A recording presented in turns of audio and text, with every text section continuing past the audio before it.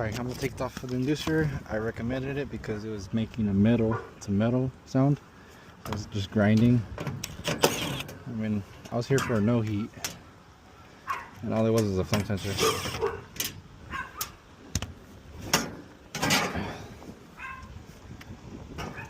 So I cleaned the flame sensor. They approved the inducer. Power's out, by the way. Let's see if I can do this quick. This unit is in warranty, so I just gotta go pick it up from Goodman. I gotta see if I can even get these screws out. So there's like a total of 6 or 5 screws. I forgot. I just don't remember which ones they are. Alright, so this is how you take it or replace an inducer motor.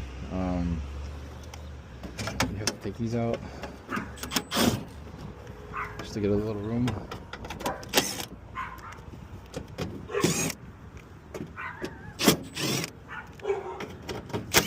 I don't know if you have to, but this is what I do.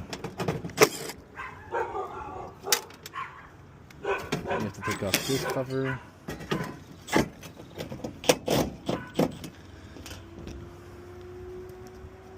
Let me get the extendo.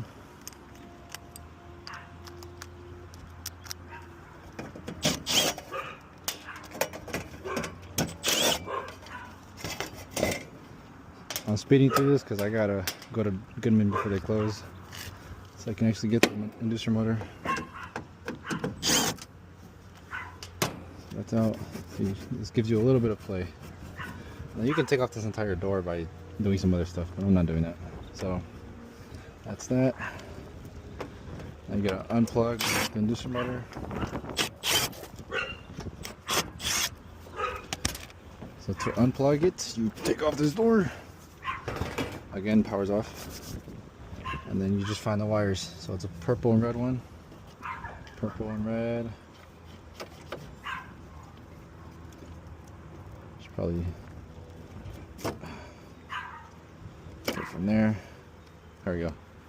Purple and red. And then you just follow where these go. You don't have to, but I do it. So this goes to there. It gets 230 or 120. 230. It's 120 from there, and it gets 120 from this relay. So you can take a picture, you don't have to, but I'll do it anyway. I just unplugged these. I fished them through the actual door. I just take off the screws and take off this screw. You have to like kind of wiggle it out of there.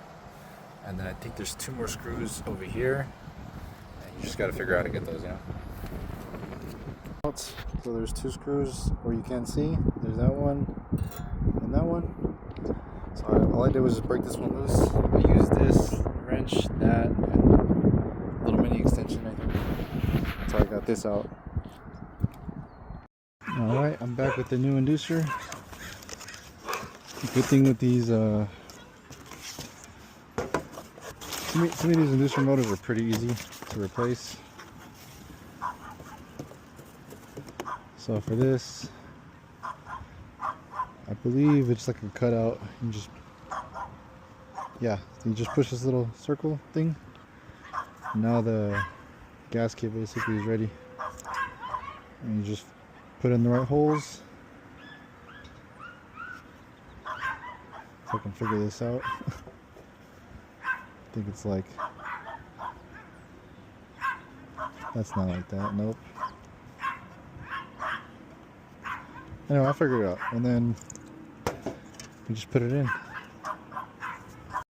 Alright, I figured it out. It's like this.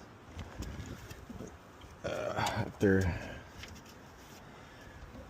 setting that gasket, some people would put RTV, that way it sticks.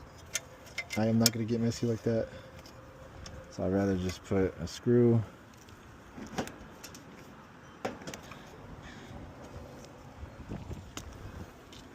Alrighty. Then you just try to line this boy up.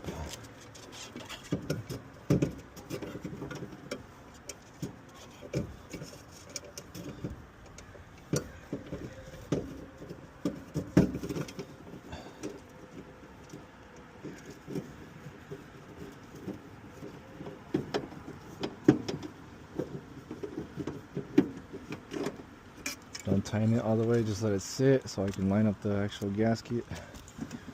And then, what is this little bug doing here? Boom.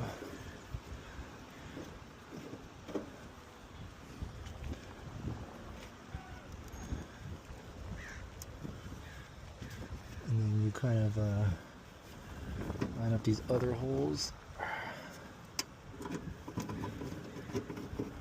So now it should be straight. Now the gasket should be seated. And then now I can actually hit those other two that I can't see. And my technique for that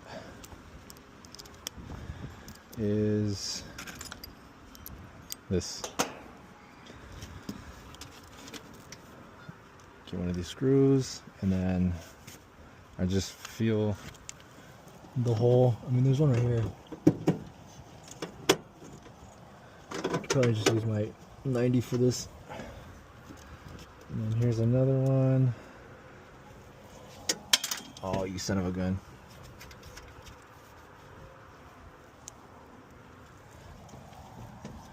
And then you just feel it. And then you turn. Alright, it's successfully mounted. Now what you do is fish the new wires, those new purple and red wires through. Fish the wires through. It's pretty easy. They just go through. Do one by one. And either or, doesn't really matter. Just plug them back in. If you want to look at the picture, it's whatever. It's the same thing. At least to me it is. Boom. So each of these are hot legs. It's receiving 120 volts on each leg. So it's going to be 230. So I just zip tie that back. Boom. This thing, oh, I almost forgot this. So this thing, I think I was supposed to put it in at the same time. So it's going to be kind of difficult. Or just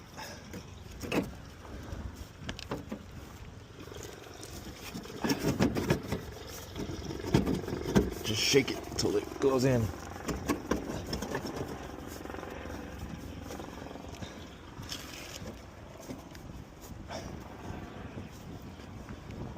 Alright.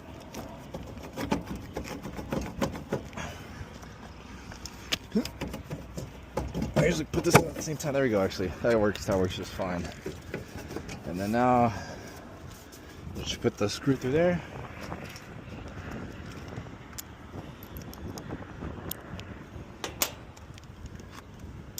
Oh, already had the bit on there.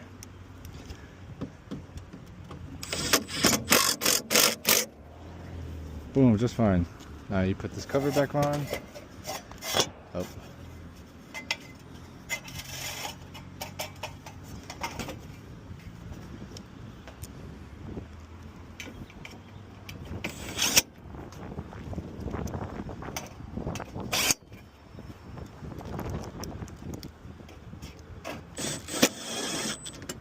Connect the tube back, make sure it's free of any debris.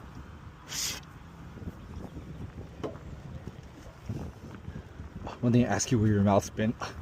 Let's put on these tubes. Alright, so it's on there. Boom. So now we just jump it. Get your trusty jumpers and let's try this thing out.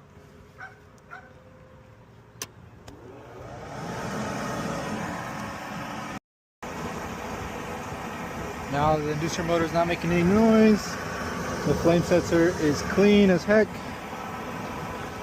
When I was testing microamps, I was getting 0.8. And after cleaning it, I got like 5.5. So the no heat was for the flame sensor, but because the inducer motor was making a metal grinding noise, I just had, I recommended it. Especially because it's under warranty. I think it has 3 years left of warranty, but why would you wait 3 years when you could just, get it working right now, But yeah. And that's it. That's how you replace an inducer motor. These ones are pretty simple. The main thing is you will take out all these screws and push this back a bit, and then you can take this off, and that's where you can take everything else off. To me, these are like the easiest ones to do. The carrier ones are terrible. Those are terrible. I hate doing those. But yeah, that's it. Now we can go home.